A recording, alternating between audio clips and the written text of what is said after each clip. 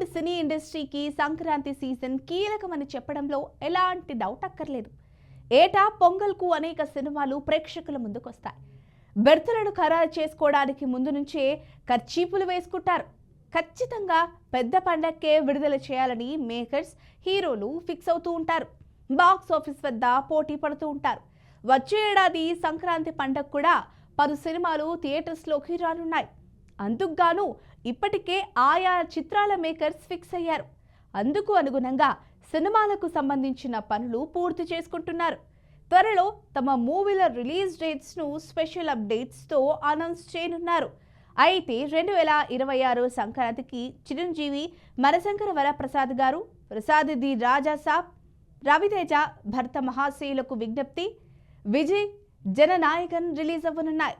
శరవనంద్ నారీ నారీ నడుమ మురారి కూడా విడుదలవుతుందని టాక్.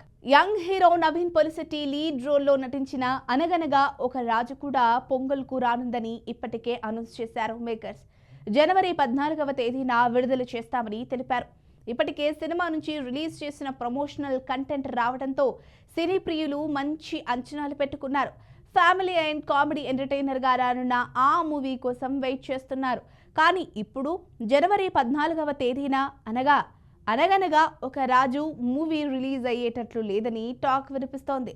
సంక్రాంతికి భారీ పోటీ ఉండడంతో అనగనగా ఒక రాజు మూవీ వెనకడుగు వేసిందని ఇప్పుడు సినీ వర్గాల్లో ప్రచారం జరుగుతోంది. జనవరి 23వ తేదీన సినిమా రిలీజ్ అయ్యే అవకాశం ఉందని వార్తలుస్తున్నాయి. అది కాకపోతే రిపబ్లిక్ డే వీకెండ్లో విడుదలవ్వనుందని టాక్ వినిపిస్తోంది. కానీ మేకర్స్ నుంచి ఇంకా అధికారిక ప్రకటన రావాల్సి ఉంది. అయితే భారీ పోటీ ఉందని ఇప్పుడు తప్పుకున్నా ప్రచారంలో ఉన్న కొత్త తేదీ కూడా అంత సేఫ్ కాదు. ఎందుకంటే సంక్రాంతికి థియేటర్స్లో భారీ సినిమాలు రిలీజ్ అవ్వనున్నాయి. వాటికి పాజిటివ్ టాక్ వస్తే ఖచ్చితంగా కొన్ని రోజుల పాటు ఓ రేంజ్లో సందర్శిస్తాయి. కాబట్టి అనగనగా ఒక రాజు కొత్త తేదీ కూడా కాస్త రిస్క్తో కూడుకున్నదే. అదే సమయంలో మూవీ రిలీజ్ ఇప్పటికే చాలా లేట్ అయింది.